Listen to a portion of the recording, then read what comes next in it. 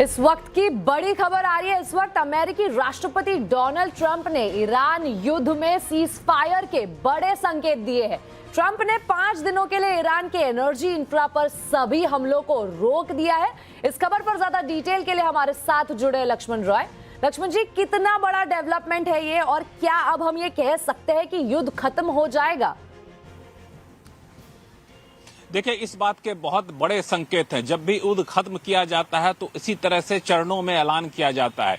आपको याद होगा कि 2 दिन पहले डोनाल्ड ट्रंप ने सोशल मीडिया ट्रूथ सोशल पे यह ऐलान किया था कि हम इस पूरी स्थिति पे धीरे धीरे करके हम अपने सैन्य अभियान को कम करते जाएंगे। हालांकि बीच में हलचल तब मच गई, या फिर कह सकते हैं डर तब बढ़ गया, जब डोनाल्ड ट्रंप ने यह कहा कि अगर 48 घंटे के भीतर ईरान स्टेट ऑफ हॉर्मुज को सबके लिए नहीं खोलता है तो हम 48 घंटे के बाद हम ईरान के पावर और एनर्जी इंफ्रास्ट्रक्चर पर हमला करेंगे। इसके जवाब में ईरान ने कहा था कि अगर पावर एनर्जी इंफ्रास्ट्रक्चर पर हमला हुआ तो हम सारे पड़ोसी देशों के यूएस बेस और यूके बेस पर हमला करेंगे। अब लग रहा था ये 48 घंटे की डेडलाइन आज रात में खत्म हो रही थी। अगर ये डेडलाइन खत्म हो जाती, अल्टीमेटम जस का तस बना रहता, तो आज के बाद क्या होता कुछ कहना बहुत मुश्किल था, बहुत भयावह तस्वीर निकल कर आती। लेकिन इस बीच डोनाल्ड ट्रंप का ट्रूथ सोशल पे ये बयान कि हम और ईरान यानी यूएस और ईरान ने पिछले 2 दिनों में बातचीत की है और बातचीत काफी सकारात्मक रही। बातचीत में ईरान का टोन काफी ज्यादा सकारात्मक रहा और हम किसी नतीजे में पहुंच सकते हैं। इसलिए अगले 5 दिन तक ईरान पर कोई हमला नहीं किया जाएगा। ईरान के पावर एनर्जी इंफ्रास्ट्रक्चर पर कोई हमला नहीं किया जाएगा। अब इसका 2 मतलब है। एक, क्या ये सिर्फ पावर और एनर्जी इंफ्रास्ट्रक्चर पर हमले को 5 दिन के लिए रोका गया है या फिर सभी हमले को रोका गया है? इसका विश्लेषण करेंगे अगर हमारे साथ कोई गेस्ट जुड़ेंगे, विश्लेषक जुड़ेंगे तो, क्योंकि उन्होंने जो वर्ड का इस्तेमाल किया है उसमें साफ तौर से कहा कि डिपार्टमेंट ऑफ वॉर को उन्होंने कहा है कि अगले 5 दिन के लिए any and all military strikes against Iran power and plant energy infrastructure. तो सिर्फ पावर और एनर्जी इंफ्रास्ट्रक्चर पर हमले को 5 दिन के लिए रोका गया या सभी को रोका गया, ये देखने वाली बात होगी। लेकिन अगर आप पिछले 1 हफ्ते को देखें आप, तो पावर एनर्जी इंफ्रास्ट्रक्चर के अलावा हमले वैसे ही बहुत ज्यादा कम हो गए थे। अब हमले का फोकस एनर्जी इंफ्रास्ट्रक्चर पर हो गया था, कच्चे तेल की रिफाइनरी पर होना शुरू हो गया था। और इस 48 घंटे का अल्टीमेटम जो डोनाल्ड ट्रंप ने 2 दिन पहले दिया था वो खत्म होता तो स्थिति और भयावह हो जाती, एनर्जी पावर इंफ्रास्ट्रक्चर पर हमले शुरू हो जाती, इस बात की आशंका थी। लेकिन डोनाल्ड ट्रंप के ट्रूथ सोशल पे इस बयान के बाद अब साफ हो गया है कि ईरान के कम से कम पावर और एनर्जी इंफ्रास्ट्रक्चर पर हमले नहीं होंगे, अगले 5 दिन तक हमले नहीं होंगे। और अगर बातचीत सफल रही तो फिर ये सीज फायर हो सकता है। इस बात के भी इन्होंने ठोस संकेत यहाँ पे दिए हैं, जो अपने आप में बहुत बड़ी बात है। जिस मोड़ पे पूरा युद्ध पहुंच चुका था, इस मोड़ पे इस तरह का ऐलान किया जाना अपने आप में बहुत बड़ा एक सकारात्मक संदेश है इस पूरे मामले के में देखा जाए तो ईरान युद्ध को लेकर के। इस पर हमारे साथ विशेष मेहमान भी जुड़ चुके हैं। पूर्व IFS एम्बेसडर अनिल त्रिगुणायत साहब हैं। एम्बेसडर त्रिगुणायत साहब, डोनाल्ड ट्रंप के इस बयान को कैसे आप देख रहे हैं? देखिए, दोनों ही साइड्स जो हैं वो एक ऑफ रैंप ढूंढ रही हैं कि किसी तरह से कम किया जाए, और दोनों ने ही मैक्सिमलिस्ट पोजीशन अख्तियार कर रखी है, जिसको कहते हैं एस्केलेशन डोमिनेंस। तो दोनों, ईरान भी उसी तरह से अटैक कर रहा है जिस तरह से अमेरिका और इजराइल मिलकर के अटैक कर रहा है। लेकिन इसमें प्रेसिडेंट ट्रंप ने भले ही ये कह दिया हो कि वो उसके ऊपर नहीं करेंगे, क्योंकि उनको मालूम है कि अगर उनके अटैक ईरान के पावर इंफ्रास्ट्रक्चर के ऊपर होते हैं तो उसका डायरेक्ट इम्पैक्ट जो है, ईरान ने ऑलरेडी जो लिस्ट दे दी है काफी बड़ी जिनके ऊपर वो अटैक करेगा, जिसका मतलब है कि वो पूरे गल्फ कंट्रीज के ऊपर इनहेबिटेबल बन जाएगा, वो अनइनहेबिटेबल। मतलब ये कि डिसैलिनेशन प्लांट्स के ऊपर, वहाँ के पावर स्ट्रक्चर्स के ऊपर, और यही प्रेशर ट्रंप के ऊपर इस वक्त बहुत बना हुआ है। इसीलिए बातचीत तो हो रही है, लेकिन दोनों तरफ से अभी पूरी तरह से एक मैक्सिमलिस्ट पोजीशन दोनों ने ले रखी है। तीसरा चीज यह है कि इसमें सबसे बड़ा जोकर जो है, जिसको कहते हैं थ्रुप का एक, वो एक तरह से है इजराइल। तो उसका तो तरफ से कोई इस तरह का वो नहीं आया अभी तक। तो इजराइल उसको वॉर को कंटिन्यू करने के लिए हो सकता है अटैक कर दे, तो आप उसके बारे में फिर ईरान जो है उसका फिर बदला लेगा। तो इसलिए अभी जिसको कहते हैं ना, keep your fingers crossed and hope for the best. बिल्कुल बेहतर नतीजे की उम्मीद हम लोग करेंगे, लेकिन 2-3 चीजें मैं आपसे पूछना चाहूंगा। इन्होंने जो बात कही कि पिछले 2 दिनों में बातचीत हुई है, ये अपने आप में बड़ी बात कही जाए, क्योंकि ऐसा अब तक कोई संकेत नहीं था कि यूएस और ईरान के बीच में बातचीत भी हो रही है। इनका ट्रंप का बयान यह है कि बातचीत हुई है और बातचीत काफी सकारात्मक हुई, टोन काफी सकारात्मक था। तो ये कम से कम माना कि बातचीत के रास्ते पे तो आए कम से कम दोनों। देखिए लक्ष्मण जी, बातचीत ऐसी चीज है, आपने देखा है कि 2 बार सेम प्लेबैक हुई है। जून में बातचीत हो रही थी, 6 का राउंड तक पहुंच गई थी, उसके बाद अटैक किया इजराइल ने। उसके बाद अब इस बार 2 बार हो गया, पूरा एग्रीमेंट तैयार हो गया था सब कुछ, जैसा कि ओमान के मिनिस्टर ने भी लिखा भी है और बताया भी है। और उस सब के बाद फिर से अटैक हुआ ईरान के ऊपर में। तीसरी बार ईरान आप एक बार बेवकूफ बनेंगे, 2 बार बेवकूफ बनेंगे कि बार बार बेवकूफ बनते रहेंगे, ये बात है सबसे बड़ी। तो इसलिए मुझे नहीं लगता कि ईरान पूरी तरह से चाहता जरूर है लड़ाई, लेकिन वो चाहता है सिक्योरिटी की। तो आपको पता ही है कि 3 कंडीशन उन्होंने जो दी हुई हैं पूरी तरह से शुरू से, और काफी दिन हो गए उस बात को, जो उनकी 3 मेजर कंडीशंस हैं उसके ऊपर डिस्कशन हो रहा है। और अमेरिका की 6 अदर कंडीशंस हैं, उन 6 में से 3-4 कंडीशंस तो ऑलरेडी डिस्कशन में चली रही थी जब वो बातचीत चल रही थी। तो होपफुली अब किसी ना किसी सोल्यूशन पे बात आ जाएगी और किस तरह से रुकेगा। दूसरी चीज हमें एक और भी ध्यान रखने की बात है कि जो इस वक्त की ईरान के अंदर कोई सेंट्रलाइज्ड गवर्नेंस नहीं है। इसका मतलब क्या है कि जो मोजाइक स्ट्रेटजी उन्होंने अपनाई कर रखी है कि जहां पर 30 डिफरेंट कमांडर्स पूरी तरह से अटैक कहीं ना कहीं कर रहे हैं और उनके पास वो लिस्ट है सारी, उसको वो किस तरह से ईरान कंट्रोल कर पाएगा। तो अभी भी काफी ब्लाइंड एक बड़ी बात आपने कही, क्योंकि एक सेंट्रलाइज कमांड यहाँ पे नहीं है, अलग अलग टुकड़ों में वार हो रहा है। तो उस पूरे डायरेक्शन को क्या सारे कमांड को कम्युनिकेट कर पाएंगे, ये एक बड़ा चैलेंज होगा। लेकिन आपने बहुत सही कहा कि हर दोनों पक्ष, ईरान और अमेरिका, दोनों युद्ध को खत्म करना चाह रहा था। जहां रही बात लक्ष्य की, तो 2 दिन पहले डोनाल्ड ट्रंप का जो सोशल मीडिया पे, ट्रूथ सोशल पे उनका स्टेटमेंट आया था कि हम अपने ऑब्जेक्टिव को पाने के बहुत करीब पहुंच चुके हैं। उन्होंने पूरी डिटेल दी थी, तभी संकेत मिल गया था कि वो रास्ता यहां पे ढूंढा जा रहा है। हमारे साथ हमारे मैनेजिंग एडिटर अनु सिंघल साहब जुड़ गए। अनु सर, इस पूरे बयान को अगर गौर से पढ़ा जाए, 2 दिन पहले के बयान को जब उन्होंने कहा था कि हम ऑब्जेक्टिव के काफी करीब पहुंच चुके हैं, और अब ये बयान कि हम बातचीत करें, काफी टोन काफी सकारात्मक है। अब माना जाए कि सीज फायर की घोषणा तो नहीं हुई है, लेकिन घोषणा के करीब पहुंच चुके हैं। देखिए लक्ष्मण जी, इशू क्या है कि डोनाल्ड ट्रंप के दिमाग में क्या चल रहा है वो सिर्फ डोनाल्ड ट्रंप ही जानते हैं। मैंने एक बात हंसी मजाक में कही थी कि या तो डोनाल्ड ट्रंप के ट्रेडिंग अकाउंट का पासवर्ड मिल जाए तो पता चल जाए कि वो अगला क्या करने वाले हैं। लेकिन दूसरी चीज एक और बहुत क्लियर है कि डोनाल्ड ट्रंप जैसे इंसान, जैसा होता है ना कि एक जब तक उन्हें ये ना लगे कि बस मुझे जो चाहिए था वो मुझे मिल गया, तब तक वो रुकते नहीं है। कहीं ना कहीं मुझे लग रहा है कि ये साबित करना चाहते हैं वो कि मैंने जो 48 आवर का अल्टीमेटम दिया वो काम कर गया है। और ये अब देखिए, ईरान की तरफ से कोई ऑफिशियल स्टेटमेंट्स तो बहुत ज्यादा आ नहीं रही है आजकल, तो कहीं ना कहीं उस चीज पर उन्होंने काम किया। लेकिन एक चीज जो बहुत क्लियर है कि यूएस में भी कहीं ना कहीं डोनाल्ड ट्रंप अलग थलग पड़ रहे थे।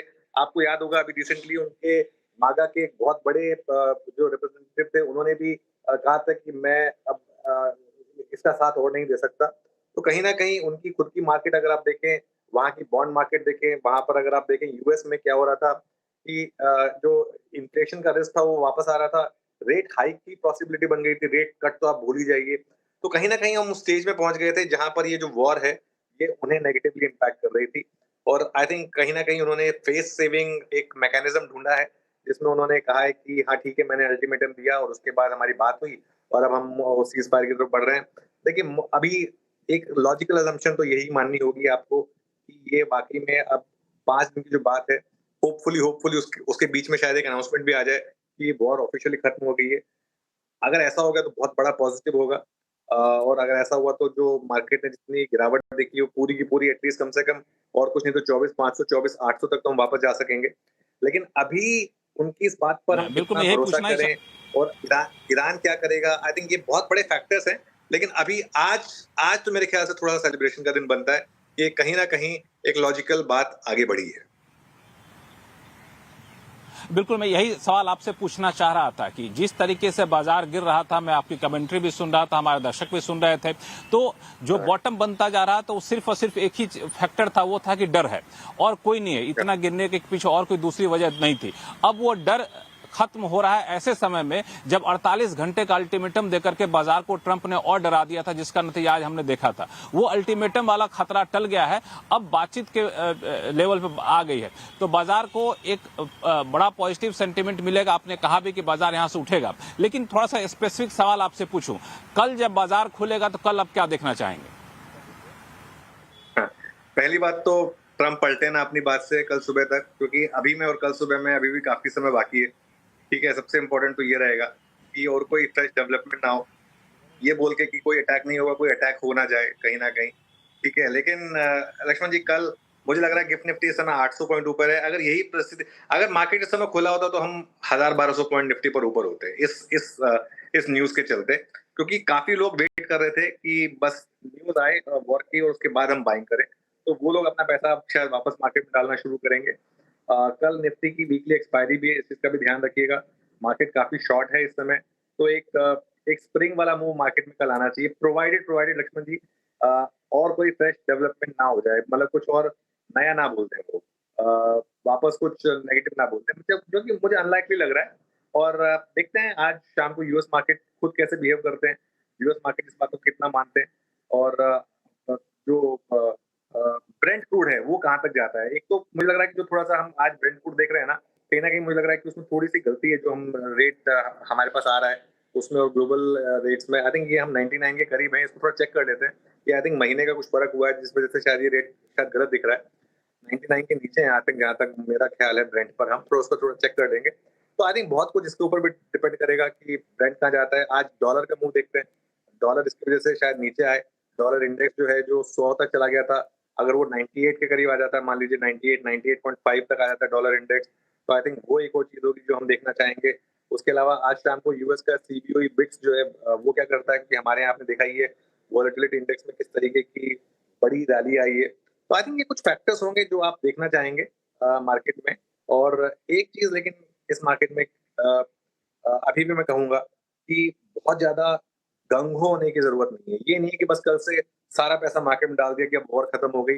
हमारी मार्केट की दिक्कतें और भी हैं, और अभी तो जो इतने दिन क्रूड ऊपर रहा है इसका एक कहीं ना कहीं नेगेटिव इम्पैक्ट हमारे नंबर्स पे आगे जाके दिखेगा अभी। तो इसके लिए ठीक है, एक शॉर्ट कवरिंग रैली बनेगी, एंजॉय करिए उसको, लेकिन ये मान लेना कि बस बॉटम बन गया, ये आई थिंक थोड़ी सी जल्दबाजी होगी। बस एक सवाल और मैं पूछना चाहूंगा कि कई सारी कंपनियां, कई सारे सेक्टर ऐसे थे जो सिर्फ और सिर्फ वॉर की वजह से गिरे थे, क्योंकि उनका एक्सपोजर उस एरिया में खाड़ी के देशों में था, फंडामेंटली कहीं कोई दिक्कत नहीं थी। अब अगर वॉर खत्म होने के संकेत मिल रहे हैं तो उन सेक्टर, उन कंपनियों में रैली कल से शुरू हो जानी चाहिए। लोग अगर पैसा लगाना चाहें तो लगा दे, कि नहीं वहां भी थोड़ा सा किस्तों में लगाएं। देखिए लक्ष्मण जी, इसमें तो मैं आपको बताऊं तो इसमें सीएनबीसी आवाज पर एक व्यू बहुत क्लियर रहा है कि मैंने एक बास्केट की बात की थी, Larsen and Toubro, Shriram finance, state bank of India जैसे स्टॉक्स की, जो इकोनॉमिकली जो काफी स्ट्रांग थे स्टॉक्स, और जो सिर्फ इसलिए गिर रहे थे क्योंकि वॉर की वजह से स्टॉक्स गिर रहे थे। तो उनमें तो लगातार हमारी चर्चा थी कि हर डिप पर उस बास्केट में बाइंग करें। वो अप्रोच इंटैक्ट है। मेरे ख्याल से कल सुबह लार्सन एंड ट्यूब्रो इस मार्केट की रैली को लीड करेगा, अगेन प्रोवाइडेड अगर ये सब मतलब और उसमें कोई फ्रेश डेवलपमेंट ना आई तो, क्योंकि ये स्टॉक इस महीने में सबसे ज्यादा गिरा था वॉर के चलते, सबसे ज्यादा रैली इसी में आनी चाहिए। बाकी मुझे लग रहा है कि बैंक निफ्टी, बैंक, एनबीएफसी, हो सकता है कल बैंक निफ्टी में एक बार के लिए 1500 से 2000 पॉइंट की रैली भी हो जाए, ये भी पॉसिबल है। प्रोवाइडेड अगेन मैं अज्यूम कर रहा हूँ कि ये जो अभी डेवलपमेंट हुई है इसमें कोई चेंज ना हो, कल सुबह जब मार्केट खुले तब तक उसमें कोई चेंज ना हो, ये एक बहुत बड़ा अगर है। जी बिल्कुल, दरअसल अभी से लेके सुबह जब बाजार खुलेगा, भारतीय बाजार खुलेगा, तब तक कई सारे डेवलपमेंट होने हैं। वैसे भी क्रूड की प्राइसेस, गिफ्ट निफ्टी कहाँ जाता है, इंटरनेशनल मार्केट कहाँ जाते हैं, और कहीं ट्रंप साहब दोबारा से कोई मूड उनका फिर गया, कुछ और ना कह दे, इजरायल कुछ ना कह दे, ईरान क्या कहता है, बहुत सारे फैक्टर है। इसलिए कल सुबह जब बाजार खुलने की तैयारी में होगा तो उस समय सुबह सुबह अनु सिंघल सर की कमेंट्री सुनिएगा, आपको परफेक्ट राय मिलेगी कि कैसे बाजार में आगे आपको बढ़ना है। अनु सर, आपका बहुत बहुत धन्यवाद हमारे साथ जुड़ने के लिए। वापस चलते हैं स्टूडियो। जी लक्ष्मण जी, बहुत बहुत शुक्रिया इस पूरी जानकारी के लिए। अभी 48 घंटे के अल्टीमेटम के बाद फाइनली जब ट्रंप का ये ट्वीट आ चुका है, हम सब उम्मीद यही कर रहे हैं कि ये जो बातचीत है ये सकारात्मक दिशा में आगे बढ़े। इसी के साथ आवाज समाचार में वक्त हो चुका है एक छोटे से ब्रेक का। खबरें आगे और भी है, बने रहिए हमारे साथ।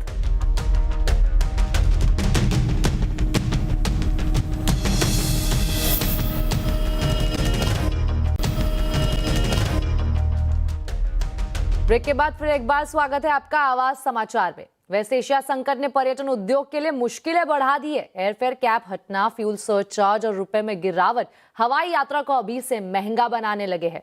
कितने बढ़ चुके हैं हवाई किराए और आगे इस बार टूरिज्म का ट्रेंड क्या रहने वाला है, आइए देखते हैं। इस बार गर्मियों में यात्रियों को हवाई किराए का तगड़ा झटका लगने वाला है। सरकार ने 23 मार्च से घरेलू उड़ानों पर लगी किराए की सीमा हटा दी है। इससे पहले एयरलाइंस ने फ्यूल सरचार्ज भी लगाया था और इसका असर किराए पर दिखने लगा है।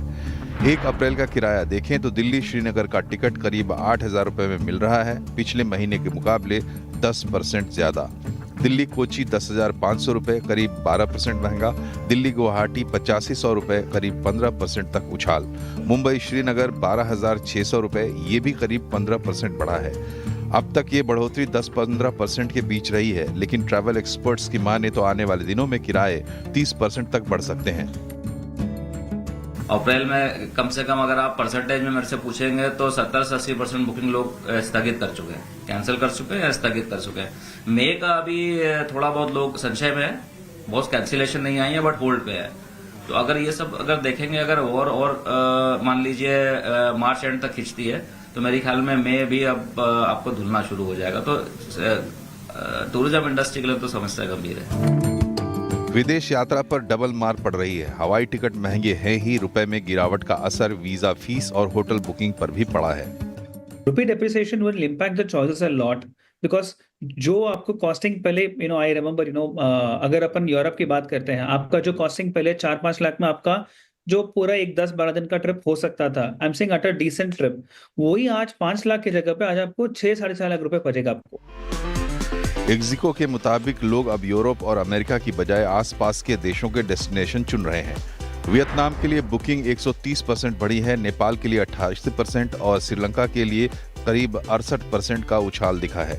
थाईलैंड, सिंगापुर, इंडोनेशिया की मांग भी मजबूत है। मतलब इस बार गर्मियों की छुट्टियों का बजट बढ़ेगा और विदेश गए तो रुपए में गिरावट का असर भी झेलना होगा। रोहन सिंह, दिल्ली।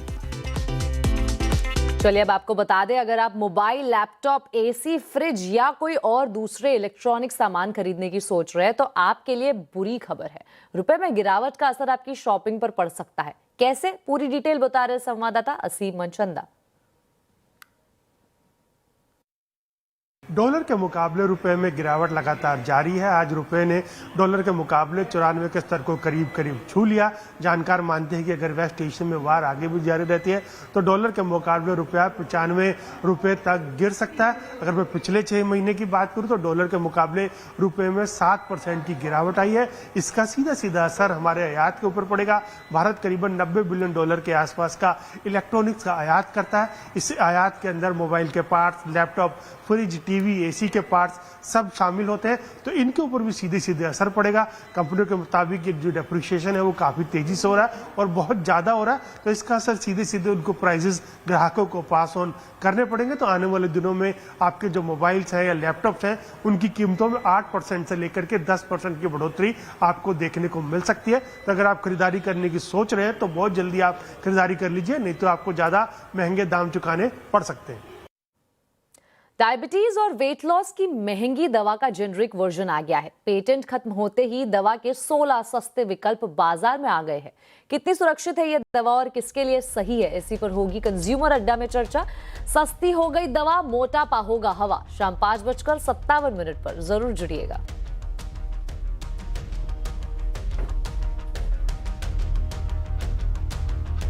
इसी के साथ आवाज समाचार में अभी के लिए इतना ही। आप देखते रहे CNBC आवाज और अपडेटेड रहे खबरों पर हमारे सोशल मीडिया हैंडल्स के जरिए। नमस्कार।